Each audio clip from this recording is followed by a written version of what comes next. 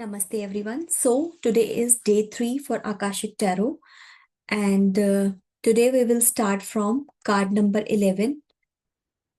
Just give me a minute that I will share screen with you.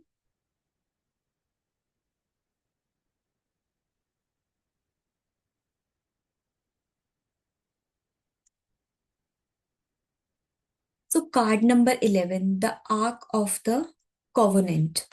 So this tarot card, Akashic Tarot card, represents agreements and the spiritual responsibilities and higher commitment. So जब भी ये card आपकी reading में, आपके client की reading में आता है, तो ये सबसे पहले तो यही बताता है कि प्रीवियस लाइफ में ये सब चीजें पूरी नहीं की गई हैं। क्लाइंट का क्वेश्चन कुछ भी हो, you have to understand and you have to use your intuition also कि यहाँ पे ये चीजें क्यों और कैसे हो रही हैं। तो अब अगर हम बात कर रहे हैं, तो it is not just the spiritual commitments, responsibilities और समथिंग, किसी भी तरह की उसके जो करंट लाइफ में, करंट सिचुएशन में प्रॉब्लम्स आ रही हैं, person wasn't able to fulfill those commitments in previous life. So one thing is definitely person has to do or fulfill these commitments.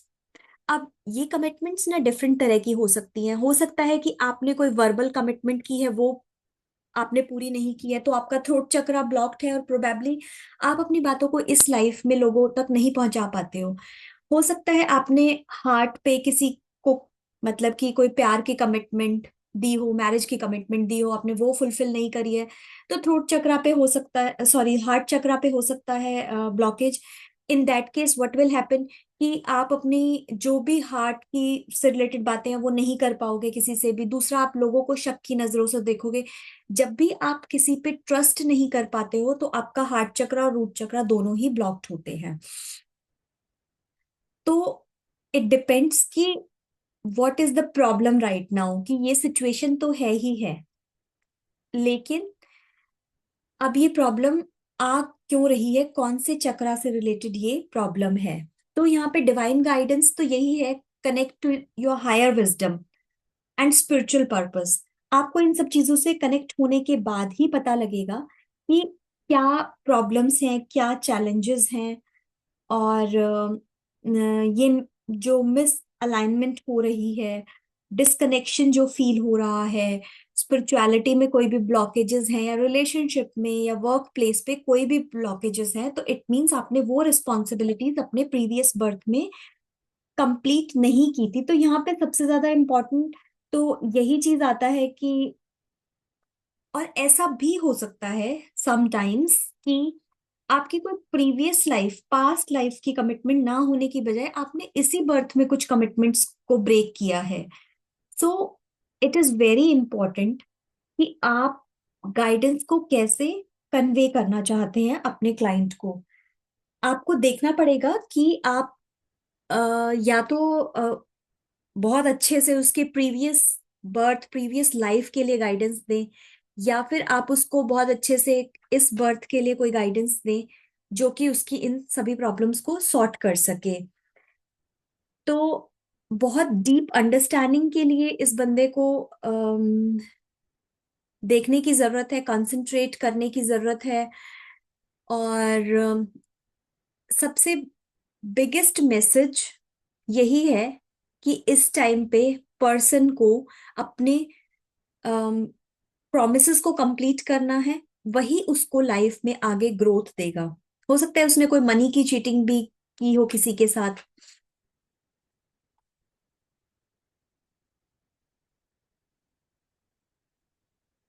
तो ऐसे पर्सन को आपने मेडिटेशन करने के लिए बोलना है, और उसको कोई ना कोई गाइडेंस देना है, स्पिरिचुअल कोई एफर्मेशंस देनी है। For example, you can give affirmation, I honour the sacred agreements in my life and align with my highest purpose, guided by divine wisdom. I fulfill my responsibilities with integrity and love.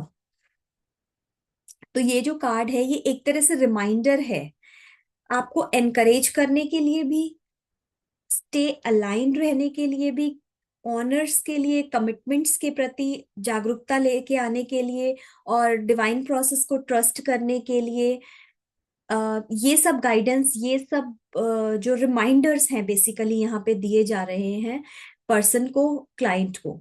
अब अगर मान लो आपको और clarity चाहिए तो you can withdraw one more card on this card. So after this card, next card is card number 12. Card number 12 is the scribe. ये card जो है knowledge, learning and recording the life lessons को represent करता है। As you can सी कि यहाँ पे एक रूम है, रूम के अंदर ग्रुप में लोग वो स्टडी कर रहे हैं, कुछ स्क्रिबल्स हैं, रोल्स हैं जो नीचे गिरे हुए हैं। तो इस कार्ड में बहुत सारी इंफॉर्मेशन है।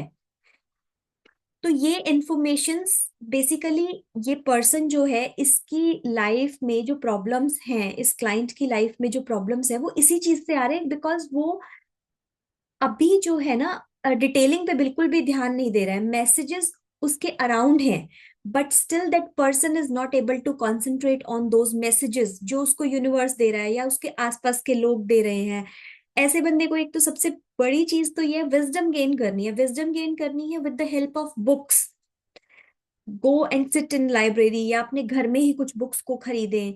और यहाँ पे मेजर मैसेज जो है ना आ रहा है, लर्निंग एंड नॉलेज। नॉलेज को गेन करना है। राइटिंग एंड कम्युनिकेशन, जो हमें चीजें हैं, सपोज किसी भी तरह के रिकॉर्ड्स को मेंटेन करना है तो that you have to do. किसी भी तरह के रिकॉर्ड्स को वो करना, यहाँ पे आपका कुछ ना कुछ कनेक्शन जो है ना अपनी लेगेसी से, हिस्ट्री से, अपनी फैमिली की हिस्ट्री से भी है। तो कोई ना कोई आपका जो है ना फैमिली में डेट्स, कोई कर्ज बाकी है जो कि आपको इस जन्म में पूरा करना ही करना है। या आपको कहा जा रहा है क्रिएट अ लेगेसी, राइटिंग करो। राइटिंग अपने, कोई हो सकता है कि आपको यहाँ पे किसी अपने एंसेस्टर की, अपनी फैमिली में किसी की कोई डायरी अवेलेबल है, उसमें कुछ नॉलेज है, उसमें कुछ बातें हैं जो कि you need to know for this life. जैसे some people has this habit to maintain a diary, तो that diary could be there. या जो भी उनके पूर्वज थे कुछ भी लिखते थे, कुछ डॉक्यूमेंट्स हैं प्रॉपर्टी से रिलेटेड हैं, या वो किसी जनरली एक डायरी मेंटेन की हुई है। तो this person need to know all these values, all these history in the family, what has happened in the past, जो कि उसको नहीं पता। उसकी प्रॉब्लम्स का जो सोल्यूशन है ना वो उसी चीज से निकलेगा। अगर कोई डायरी मेंटेन की हुई नहीं है, या कोई डॉक्यूमेंटेशन नहीं है, कोई ऐसे जमीन का कुछ नहीं है, तो that person need to talk to their other family members. जो एक्सटेंडेड फैमिली होती है ना, सपोज आपके ग्रैंडफादर हैं तो ग्रैंडफादर के भी तो कोई ब्रदर रहे होंगे, कोई सिस्टर रही होगी। अगर आपके grandfather, grandmother, they are passed away, उनकी डेथ हो गई है, तो you need to connect with your other family members, और वहां से आपको कुछ न कुछ इंफॉर्मेशन मिलेगी। अब अगर ये रिवर्स में कार्ड होगा, निकल के आता है, तो वो पर्सन जो है ना रेस्टलेस तो है ही, लेकिन वो बहुत ज्यादा, जो उसको गाइडेंस मिल रहे हैं ना तो वो उसको इग्नोर कर रहा है। अगर उसको कोई बोल रहा है कि आपको ये चीज सीखने की जरूरत है, या फैमिली में ये चीज ऐसे थी, या ऐसा भी हो सकता है कोई रिचुअल्स होते हैं ना जो हमारे ग्रैंड पेरेंट्स और ग्रैंड ग्रैंड पेरेंट्स कर रहे थे, लेकिन अब हम मॉडर्न एरा में हैं तो हम कहते हैं हमें करने की जरूरत नहीं है। बट यहाँ पे जब भी ये कार्ड आएगा तो आपको हमेशा उन चीजों को पे गौर फरमाना है, उन चीजों को देखना है, उन चीजों को समझना है, उन पास्ट एक्सपीरियंसेस को समझना है अपने एंसेस्टर्स के, अपने पूर्वजों के, और आपको इस लाइफ में उनको अप्लाई करना है। आपने सुना होगा एक वर्ड होता है प्रोकास्टिनेशन। प्रोकास्टिनेशन क्या होता है कि आपको कोई काम करना है, लेकिन आप बोल रहे हो मैं कल कर लूंगा, मैं परसों कर लूंगा, या मैं नेक्स्ट टाइम जब ये फेस्टिवल या ये सेलिब्रेशन होगा तो मैं तब कर लूंगा। दैट इज कि काम को आगे से आगे डालते जाना, आप उस काम को उस मोमेंट में पूरा नहीं करना चाह रहे हो। ये यहाँ पे सबसे बड़ी मेजर प्रॉब्लम है इस पर्सन की। इस पर्सन की लाइफ में जो भी प्रॉब्लम्स आ रहे हैं, जो भी चैलेंजेस आ रहे हैं, that is just because of that ignorance and procrastination, कि वो उन चीजों को आगे आगे, पढ़ाई करनी है ओके कल कर लेंगे, कुछ और करना है कल कर लेंगे, तो कोई भी चीजों को वो ध्यान नहीं दे रहे हैं। कोई ऐसी भी चीज हो सकती है यहाँ पर कि अगर मान लो सपोज मेरी फैमिली में मेरे कोई एंसेस्टर, मेरे कोई पूर्वज थे जो कि बहुत अच्छा, लोगों को बहुत अच्छी इंट्यूशन थी, लोगों को बताते थे, तो वो उस नॉलेज को मुझे इनहेरिटेंस में देना चाहते हैं, राइट? लेकिन मैं, मेरे को सिंबल्स भी मिल रहे हैं, मेरे को सिग्नल भी मिल रहा है उस चीज के लिए, लेकिन मुझे फिर भी है कि ओके बाद में देखेंगे, बाद में देखेंगे। या आपको कोई आपकी फैमिली का पर्सन बोल रहा है कि come to me, sit with me, और मैं कुछ इन्फॉर्मेशन देना चाहता हूँ फैमिली के बारे में, उसको इग्नोर किया होगा या इग्नोर अब कर रहे हैं, तो that need to be stopped immediately. और उस पर्सन को उस जगह पे आकर उस चीज को फिक्स करना है, उस चीज को देखना है कि क्या वो कहना चाहते थे। अगर वो नहीं कह पाए हैं और ऑलरेडी पास्ट अवे, मर गए हैं, तो आप उनके और फैमिली मेंबर्स से कनेक्शन डेवलप कीजिए so that they can tell you the real picture, real story behind it, कि क्या हुआ था और what you need to get done at the moment. So probably आपको पेपर्स में, घर में, डायरी में ही वो इंफॉर्मेशन मिलेगी, but as you can see in this picture, यहाँ पे वो person, old age person is standing there, तो मीन्स आप अपने उनसे बात कीजिए। और देखिए विंडोज हैं, जब भी विंडोज होती है ना किसी भी कार्ड में, और वहां से रोशनी आ रही है, तो मीन्स आपके इस प्रॉब्लम का सल्यूशन इज देयर। कुछ एनर्जीज, कुछ नेचुरल एंजल एनर्जीज या आपके एंसेस्टर्स की ब्लेसिंग्स आपके पास है। आपको सिर्फ और सिर्फ ध्यान देने की जरूरत है so that you can remove all those blockages. So यहाँ पे एक बहुत बहुत ही सिंपल सी एफर्मेशन है कि I am giving importance to the knowledge or to the words from my ancestors. That's it. And this affirmation will work for them and they will be able to sort their problem. अगर हम, मैं इसको सिर्फ numerology से connect करूं, इस पे 12 number है, 1 और 2। 1 is male energy, 2 is feminine energy. तो यहाँ पे एनर्जीज को बैलेंस करने की भी बात की गई है। You can not be into more into feminine energies and you can not be into male energies. You have to balance your personality. And इसका टोटल आता है 3 पे, जुपिटर का नंबर, जो कि एक्सपेंशन देगा। अगर आप चीजों को फिक्स करना शुरू कर दोगे तो पॉजिटिव ग्रोथ होगी। अगर आप चीजों को इग्नोर करते रहेंगे, अभी भी ध्यान नहीं देंगे, तो आपको जरूर से भी जरूर कॉन्सिक्वेंसेस का सामना करना पड़ेगा, मुसीबतों का सामना करना पड़ेगा। आपकी लाइफ की प्रॉब्लम्स बिल्कुल भी सॉल्व नहीं होगी। व्हेन आई एम सेइंग कि आपकी लाइफ की प्रॉब्लम्स नहीं सॉल्व होंगी, इट मींस जिसके लिए भी आप ये कार्ड रीड कर रहे हैं, फैमिली मेंबर के लिए, अपने किसी फ्रेंड के लिए, अपने क्लाइंट के लिए, तो these guidance, these things need to tell, it is your moral responsibility. भगवान ने रिस्पॉन्सिबिलिटी आपको दी है कि आप उस पर्सन को इन सब चीजों के बारे में बताएं और हेल्प करें, बिकॉज वो पर्सन आपसे कनेक्टेड है और आपके पास आया है। So card number 13, the Buddha prepares. अब आप ये मत सोचिएगा कि हर जगह पे जो है मैं कार्ड्स को न्यूमरोलॉजी से कनेक्ट नहीं कर रही हूँ। जहां पे जरूरत है वहीं पे मैं कनेक्ट करूंगी। बेसिकली आकाशिक टैरो में बहुत ज्यादा कनेक्ट करने की जरूरत नहीं होती है।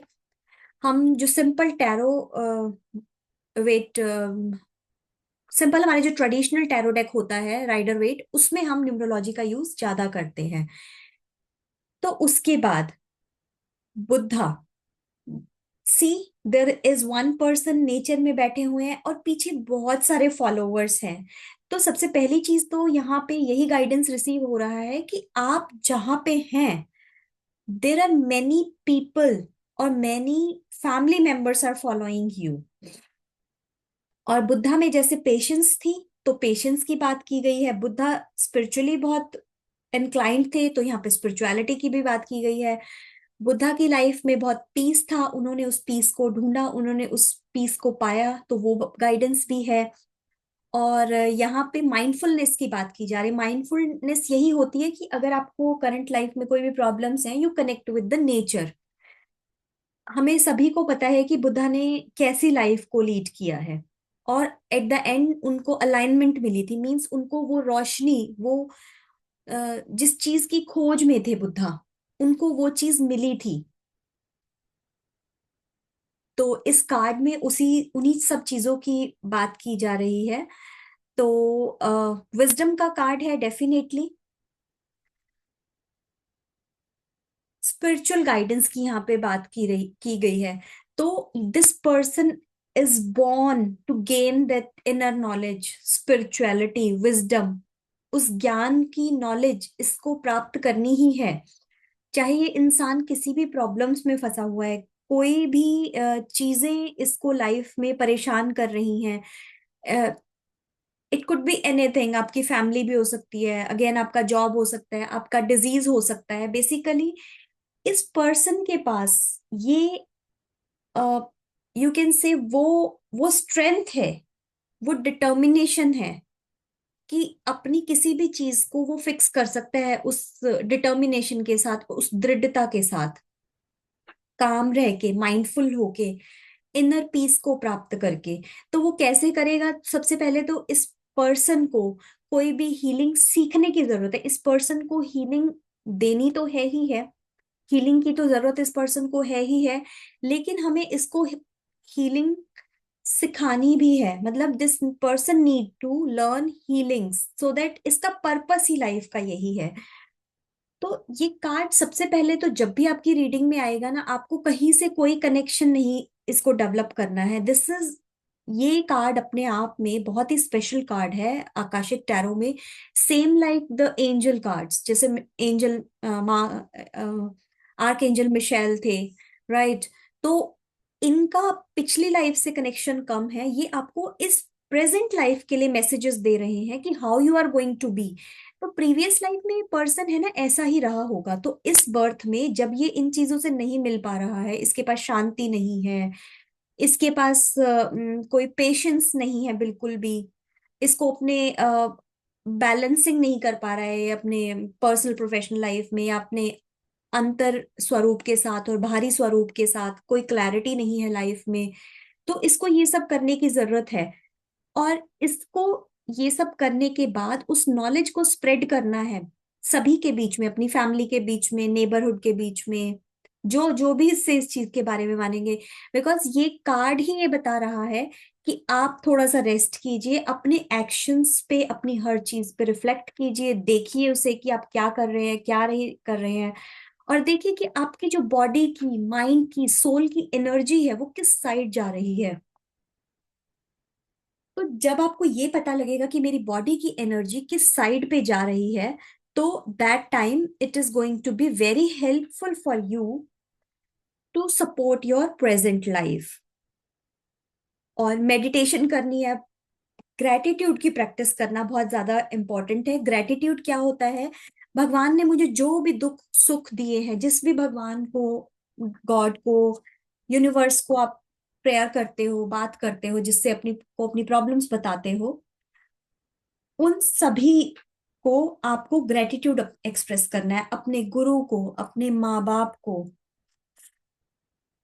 और यहाँ पे अपनी लाइफ को आपने सिंप्लीफाई करना है, the way Buddha was doing. ऐसा भी हो सकता है कि ये जो पर्सन है आपके पास आया है, या आप हो, आप बहुत ज्यादा ना मटेरियलिस्टिक चीजों में, बाहर की चीजों में, नए कपड़े खरीदना, रोज रोज शॉपिंग पे जाना, आज नया टीवी आ रहा है, कल नया फ्रिज आ रहा है, लेटेस्ट फैशंस को फॉलो करना, आप ये कर रहे हो। आपको लगता है कि that is making you happy, but वो आपको बिल्कुल भी हैप्पी नहीं कर रहे हैं, वो आपको बहुत ज्यादा परेशान कर रही हैं वो चीजें। आपको ये सब स्टॉप करके थोड़ा सा अपने आप को ब्रेक देना है, या आपके क्लाइंट को अपने आप को एक ब्रेक देने की जरूरत है कि ध्यान कीजिए, try to connect with your higher self और हायर पर्पस, जो इस जिंदगी के लिए, इस लाइफ के लिए आपका है। वहां पे आप कनेक्ट कीजिए, वहां पे आप अपने आप से बातें कीजिए, अपने आप को तैयार कीजिए उस चीज के लिए कि, और डिफरेंस देखने की कोशिश कीजिए कि क्या जो मैं ये कर रहा हूँ, क्या इसी में इनर पीस है, क्या मैं इसी से बैलेंस्ड फील कर रहा हूँ, या मुझे कुछ और चीज की जरूरत है। एक चीज यहाँ पे बहुत ध्यान देने की है कि जैसे हम भोजन करते हैं, खाना खाते हैं, that is the requirement of body. Body को एनर्जी चाहिए, पर क्या कभी हमने इस लेवल पे सोचा है कि हमारी सोल को क्या चाहिए? सोल उस परमात्मा से आती है, और सोल का कनेक्शन ही वो फूड, फूड जो है सोल का, वो वही है मेडिटेशन। अब मेडिटेशन से ये नहीं है कि आप बहुत बड़े ध्यान पे पहुंच जाएंगे, हिमालय में जाके करना है, नहीं। मेडिटेशन में सबसे पहली जो चीज है ना, that is just to live in present, present moment को एंजॉय करना। अगर मान लो मुझे कुकिंग करने में एंजॉय आता है, तो मुझे कुकिंग करनी है। These all things you have to tell to your client. अगर पेंटिंग अच्छी लगती है, अपने बचपन में जाइए, कि कितनी सारी स्टेजेस देखिए इसके पीछे। अगर आप देखेंगे, छोटा बच्चा है, एडल्ट है, बुजुर्ग है, हर तरह का बंदा इसके पीछे है इस पिक्चर में। तो आप वहां पे जाइए, आप वहां पे सोचिए कि मुझे क्या पसंद था और जिसको मैं आज बिल्कुल भूल चुका हूं या भूल चुकी हूँ। That is going to help you to stay in present moment. उसको कीजिए, उस काम को, वो आपको ट्रू हैप्पीनेस देगा, वो आपके सोल को फीड करेगा। सोल को आप अपनी को फीड कर रहे हैं, हैप्पी कर रहे हैं। उसके बाद धीरे धीरे ध्यान की और अवस्थाएं शुरू होती हैं। ध्यान की सबसे पहली अवस्था यही है, लिव इन प्रेजेंट मोमेंट। जो आपको करना बहुत अच्छा लगता है, ऐसा नहीं कि टीवी देखना बहुत अच्छा लगता है तो गंदी गंदी पिक्चर्स देखने लग गए, वो नहीं। आपको कोई एक ऐसी चीज जरूर होगी जो बहुत पसंद होगी। ऐसा भी हो सकता है कि किसी को बस यही पसंद है कि मैं अपनी चीजों को ऑर्गेनाइज करके रखूं, तो दैट टाइम अपनी चीजों को ऑर्गेनाइज कीजिए। 20-25 मिनट अपने आप को दीजिए, अपनी कबर्ड को क्लीन कीजिए। एंड सबसे बड़ी बात, इस इंसान को यहाँ पे डीक्लटर करना है। डीक्लटर मीन्स, अगर फालतू के शूज हैं जो नहीं पहनते, फालतू के जो कपड़े हैं जो आप नहीं पहनते हो, वो सब आपको बाहर दे देने चाहिए। आपको उनको नहीं रखना चाहिए। जो चीज आप इस्तेमाल में नहीं कर रहे, पुराने इलेक्ट्रॉनिक्स होते हैं हमारे पास, चलो जी एक नया फोन, नया लैपटॉप आ गया, लेकिन पिछला भी हमने रख लिया, कभी नहीं रखनी चाहिए। इस पर्सन के पास ये सब कलेक्शन भी आपको जरूर से भी जरूर मिलेगी। This is what I am telling you with my experience also. तो ये सब चीजें आपको बतानी है। एफर्मेशंस आप खुद से भी ढूंढ सकते हैं, लेकिन हर कार्ड के साथ, मेजर अरकाना के साथ, मैं आपको एक एक दो दो एफर्मेशन बताने की कोशिश जरूर करूंगी। जैसे I embrace peace, compassion and wisdom. Second affirmation is I walk my path with clarity and an open heart. तो this is the meaning of this card. उसके बाद card number 14 is initiation and the count Saint Germain. So इसमें जो है, ये जो Akashic tarot का card है, ये आपको अगेन ये कह रहा है कि अपने मास्टर्स के साथ कनेक्ट कीजिए। आप देखिए इसमें बहुत सारे लोग खड़े हैं एक पर्सन के सामने। सबसे पहले तो जो सेंट जर्मिन है, इनका जो कलर है दैट इज पर्पल। इनकी हीलिंग लाइट का जो कलर है दैट इज पर्पल। और यहाँ पे आप अपने क्लाइंट के लिए जो करने वाले हैं, उसको आप कोई भी हीलिंग देंगे तो आप इमेजिन करेंगे तो कि there is purple light coming on his और her body from the universe. अब अगर आपने रेकी वगैरह सीखी होगी तो पर्पल लाइट जो है, वॉयलेट फ्लेम जो है, इस ये अपने आप में एक हीलिंग है, और बहुत पावरफुल हीलिंग है, ये बहुत ज्यादा पावरफुल हीलिंग है। इसमें आप सारे अपनी नेगेटिविटी को बर्न करते हो एक तरह से। तो it's a very, violet flame healing is a one of the very very powerful healing, और इसको सिर्फ आप 1 या 2 दिन में ही सीख सकते हैं। बहुत इजी है इसको सीखना भी। तो सबसे पहली चीज तो है कि इसमें आपको अपने इनर पोटेंशियल को रियलाइज करना है कि मेरी ताकत क्या है। अपने मास्टर्स से, अपने गॉड से, हो सकता है किसी की कोई कुल देवी है, उससे कनेक्ट करना है। जब कई बार ऐसा होता है इस कार्ड में, सपोज मैंने कोई ऑथ ली हो कि मेरा ये काम हो जाएगा, तो मैं ऐसे ऐसे फलानी जगह पे, सो एंड सो प्लेस पे जाऊंगा या जाऊंगी, और मैं ये रिचुअल करूंगी, या मैं अपने कुल देवी के मंदिर जाऊंगी।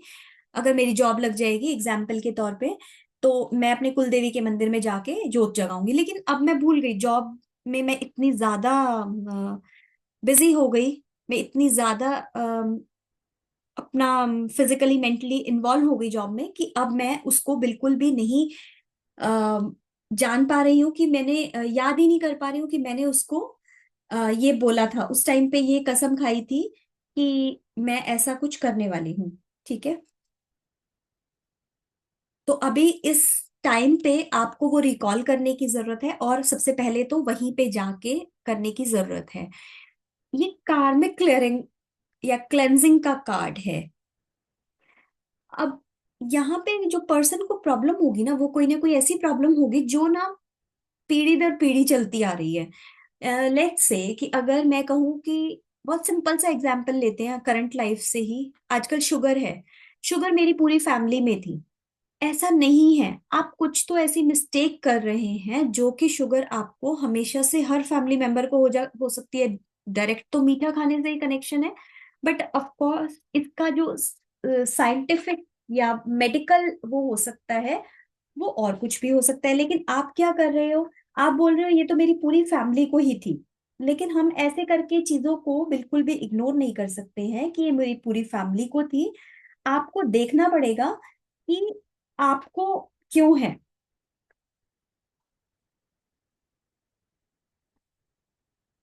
और उसके बाद जो है, आपको क्या करना है कि इसकी हीलिंग हमेशा, इस कार्ड से हीलिंग तो वॉयलेट फ्लेम में ही होगी। अगर आप वॉयलेट फ्लेम हीलिंग सीखते हैं तो बहुत अच्छी बात है। अगर आप वॉयलेट फ्लेम हीलिंग को नहीं सीखते हैं, बहुत ही इजी एक ये हीलिंग मोडालिटी है वॉयलेट फ्लेम। इसको हम as a extension of reiki भी यूज करते हैं, but violet flame itself is also a very very effective healing. तो जैसे सपोज मान लो स्किन एलर्जी है, एक एग्जाम्पल ले रही हूँ। स्किन एलर्जी है, आप कह रहे हो ये स्किन एलर्जी ना हमारी पूरी फैमिली को हो जाती है। तो स्किन एलर्जीज हमेशा तब होती हैं जबकि आपको एंजाइटी होती है, फियर होती है लाइफ में, और या आपको डराया जाए, तब आपको हमेशा स्किन प्रॉब्लम्स होती हैं। तो अगर मान लो जैसे स्लिप डिस्क होती है, ऐसा कहा जाता है कि हम अपने हर बीमारी को, हर डिजीज को मैनिफेस्ट करते हैं।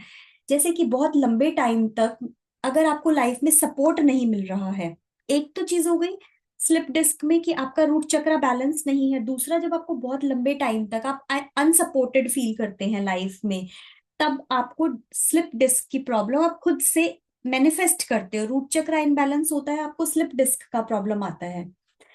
ऐसे ही बहुत सारी प्रॉब्लम्स को हम बहुत सारी चीजों से कनेक्ट कर सकते हैं, there is no doubt in it. और उसके अलावा ये कार्ड आपको पर्सनल ट्रांसफॉर्मेशन के लिए कहता है। पर्सनल ट्रांसफॉर्मेशन कैसे होगी, जब आप अपने चीजों को, एंसेस्टर्स से जो चीजें हैं, कार्मिक क्लियरेंस करोगे, क्लेंजिंग करोगे, तो ही आप अलाइन हो सकते हो सोल के पर्पस से। और यहाँ पे ऐसा भी हो सकता है कि अब आपको पता तो लग गया, आपके क्लाइंट को सब पता तो लग गया कि ये सब होने वाला, ये हो रहा है। लेकिन अभी क्या प्रॉब्लम है कि person is still not able to accept कि ये सब हो रहा है। तो you have to convince your client कि जो है आपको यहाँ पे ऐसे करना ही करना होगा, अदरवाइज आपकी लाइफ में ये problems as it is continuity में चलती ही रहेंगी। और इनको ना हर पाथ पे, हर चीज पे बड़ा डाउट होगा। They are very doubtful people. ये भी इनकी ग्रोथ को रोक रहे हैं लाइफ में, या जो इनकी लाइफ में करंट प्रॉब्लम है, ये उससे डिस्कनेक्ट इसलिए नहीं कर पा रहे हैं अपने आप को। Continuously continuously same same problems are creating, क्योंकि अगेन ये जो है ना कार्ड है आपका एंसेस्टर्स से जुड़ा हुआ है, आपके पूर्वजों से जुड़ा हुआ कार्ड है ये। कि जो मतलब कि पूरी पूरी फैमिली को, पूरी लिनेज में ही वो प्रॉब्लम आया हुआ है। तो now your client is the one who has to stop it. इसमें कोई रिलेशनशिप का भी प्रॉब्लम हो सकता है, तो हमें यहाँ पे उन रिलेशनशिप्स को, कई बार होता है कि सो एंड सो मेरे ग्रैंडफादर के ग्रैंडफादर ने प्रॉपर्टी में ये कर दिया, या दूसरी शादी कर लिया, कुछ भी है ऐसा कुछ कर लिया, तो यू आर स्टिल एंग्री। मेरी लाइफ की प्रॉब्लम्स वहीं से शुरू होती हैं, हर कोई वही बात करता है, मैं कहीं जाता हूँ तो मुझे इन्हीं सब चीजों को फेस करना पड़ता है, सारी प्रॉब्लम्स होती हैं, तो ये सब चीजें हो सकती हैं। तो सबसे पहले तो आपको फॉरगिवनेस की भी प्रैक्टिस करनी है यहाँ पे, और उस पेन को रिलीज करना है। तो ये पेन आपके हार्ट चक्रा पे होगा डेफिनेटली। राइट, और आपके थर्ड आई पे भी होगा क्योंकि आप दिमाग से उसको सोच रहे हैं और दिल से उसको महसूस कर रहे हैं। तो रिलेशनशिप हीलिंग यहाँ बहुत जरूरी है। अगेन आप होपोनोपो प्रेयर अपने क्लाइंट को देंगे, I am sorry, please forgive me, thank you, I love you. तो इसमें क्या होता है, कंसर्न पर्सन को, सपोज मेरे को नहीं पता कि कौन से पर्सन से मुझे माफी मांगनी है या क्या है, तो मैं सिर्फ यही इंटेंशन रखूंगी कि मेरे जो सारे एंसेस्टर्स हैं वो मुझे फॉरगिव करें, जो भी मेरे से लाइफ में गलतियां हुई हैं उसके लिए मुझे फॉरगिव करें, and I am taking 100% responsibility of their problems, of their behaviour, और जो भी चीजें हुई हैं उसके बाद I am sorry, please forgive me, thank you, I love you, 11 times, 21 times. आप भी करेंगे उनके लिए एक बार हीलिंग, उसके बाद आप उनको बोल सकते हैं कि they can start doing it on their own. और यहाँ पे जो ट्रांसफॉर्मेशन है ना, जो बदलाव है, वो बिल्कुल भी इजी नहीं होने वाला है। It is going to be very tough, very high. और ऑफ कोर्स वॉयलेट फ्लेम के साथ वर्क करना है। इमेजिन कीजिए कि वॉयलेट फ्लेम ऊपर से आ रही है और सारा आपको, आपकी बॉडी को और चक्रास को क्लेंस कर रही है। This energy, this violet flame energy is going to help you to release the pain, anger and fear, और ओल्ड पैटर्न्स को ब्रेक करना है। आप अ, इसमें भी अगेन आप अपने लाइफ के दूसरे, सॉरी, फैमिली के दूसरे लोगों से बात कर सकते हो। तो वो जो डिजीज का पैटर्न है जो हर किसी को होता जा रहा है, या फियरफुल है जो हर कोई है कि पूरी फैमिली बहुत फियरफुल है, या मनी के कोई ब्लॉकेजेस हैं कि भाई ग्रैंडफादर भी बहुत नहीं अर्न कर पाए, फादर भी बहुत नहीं अर्न कर पाए, और अभी मैं भी बहुत नहीं अर्न कर पा रही हूँ। तो that blockage also need to be get removed, get get heeled.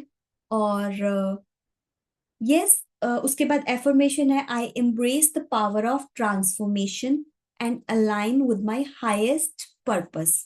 Second affirmation is, I release the past and step forward as a light for myself and others. Because जब आप ये सब करेंगे तो फिर आप दूसरों को भी हेल्प कर पाएंगे।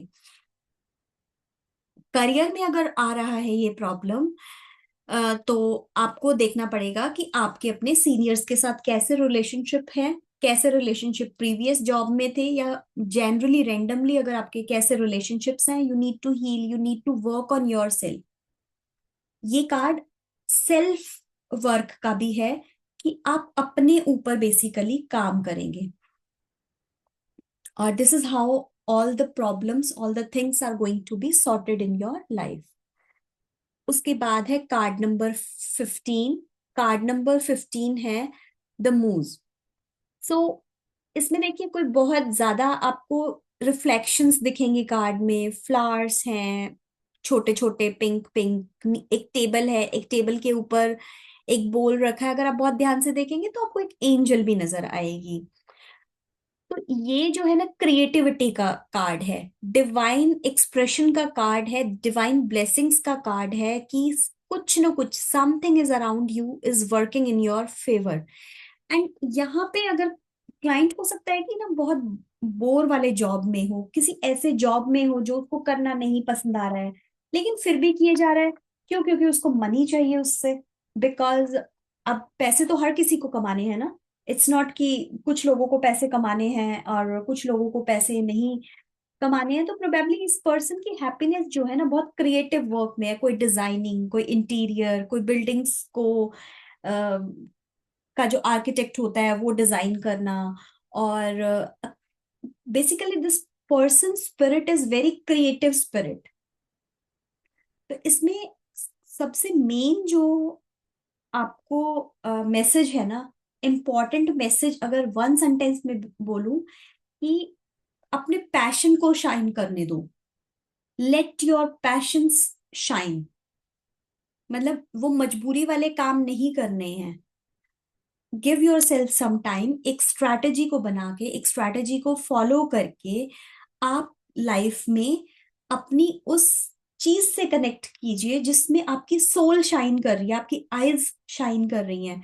बहुत बार लाइफ में ऐसा हो जाता है जहां पे हम ऐसे काम, ऐसी चीजें नहीं कर पाते हैं जहां पे हम बहुत हैप्पी फील करें, हम बहुत ग्रेट फील करें। लेवल ऑफ सेटिस्फेक्शन ही बहुत अलग होता है।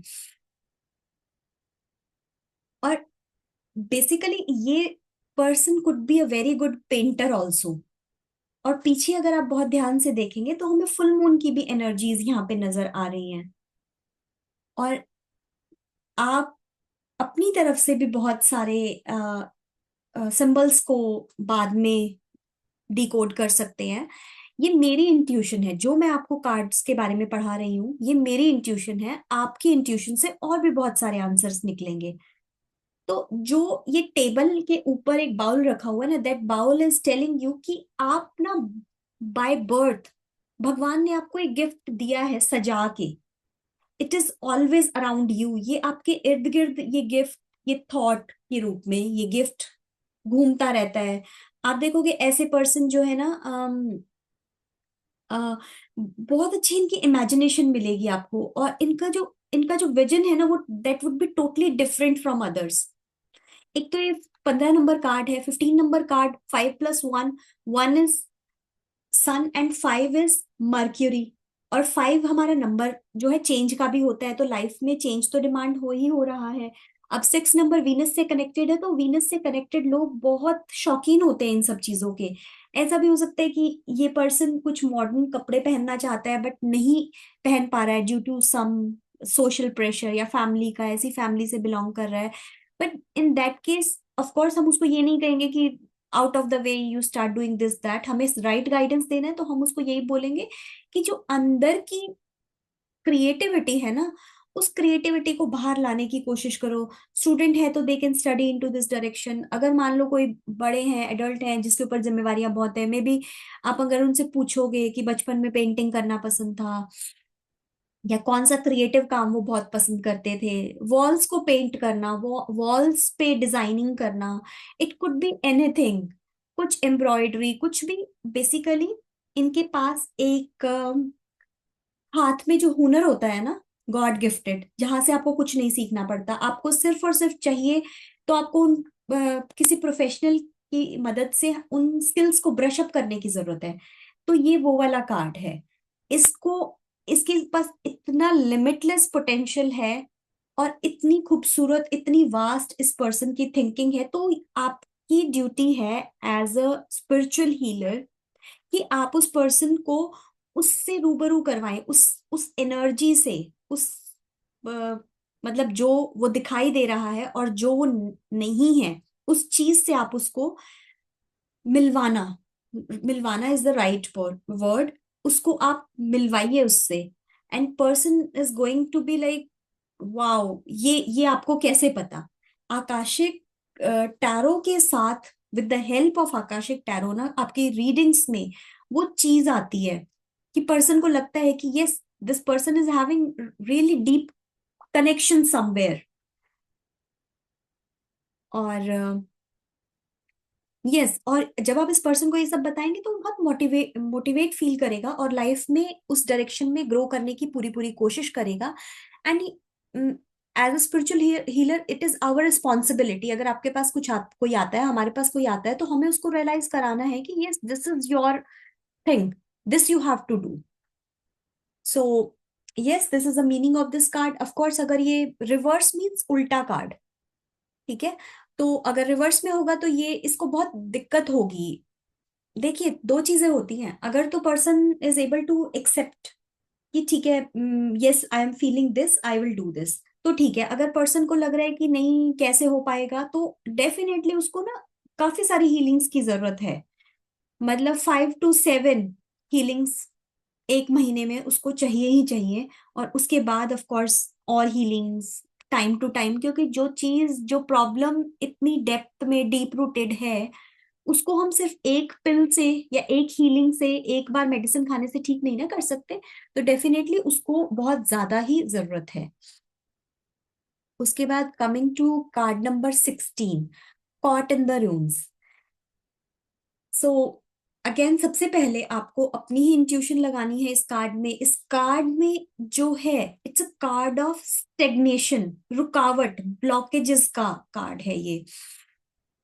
कि suppose you are feeling trapped in a situation, आप बंध गए हो। आपने जैसे सपोज अगर एक एग्जाम्पल के लिए ले हम बात करें कि कई बार क्या होता है, हम ऐसे रिलेशनशिप में होते हैं कि सब कुछ है, पैसा है और बच्चे हैं, जॉइंट फैमिली है, बड़ा घर है, सब कुछ है, बट फिर भी आप ट्रैप्ड फील करते हो, आपको जेल जैसा महसूस होता है, बिकॉज वहां पे आपको कोई भी फ्रीडम नहीं दी जा रही है, आपको कोई ब्रेक नहीं मिल रहा है रोज के काम से। जैसे होता है बहुत बड़ी बड़ी फैमिलीज में, जो ट्रेडिशनल फैमिलीज हैं वो हेल्पर्स नहीं रखते हैं। एक एग्जाम्पल है लेटेस्ट मॉडर्न एरा का, एक एग्जाम्पल है, but it could be different on different levels, किसी के साथ भी ये बहुत ही अलग हो सकता है।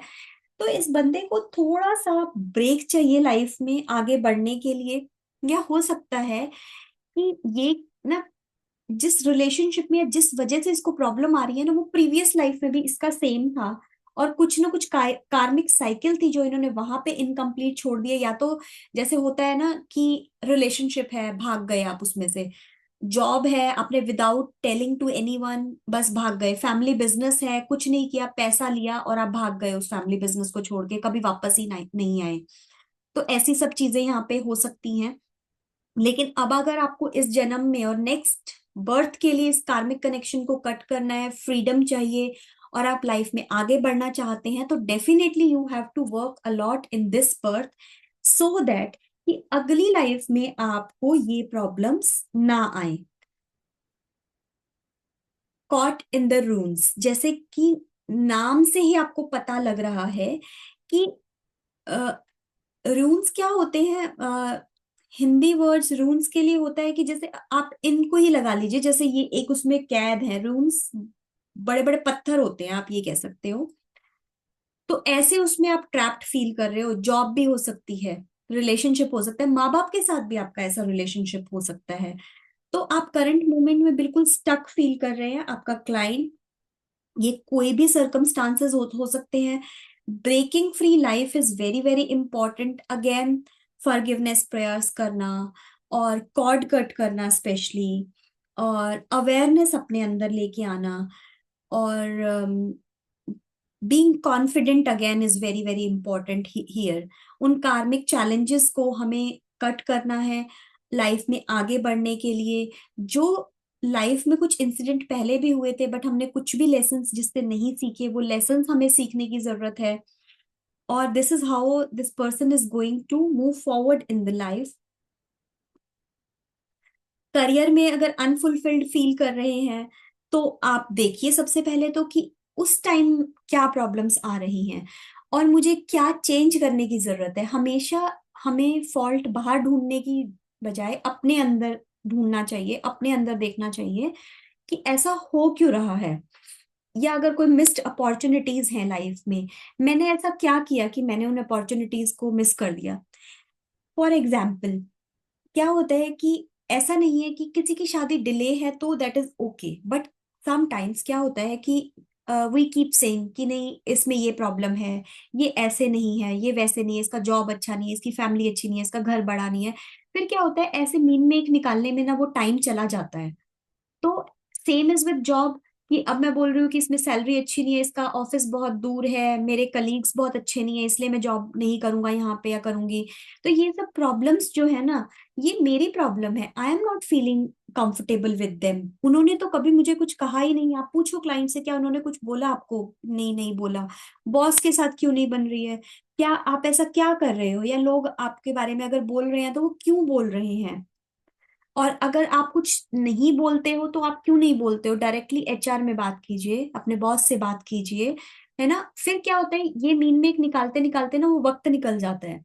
फिर उसके बाद भगवान कहता है कि मैं तो इसको दे रहा हूँ, ये लेना ही नहीं चाह रहा है।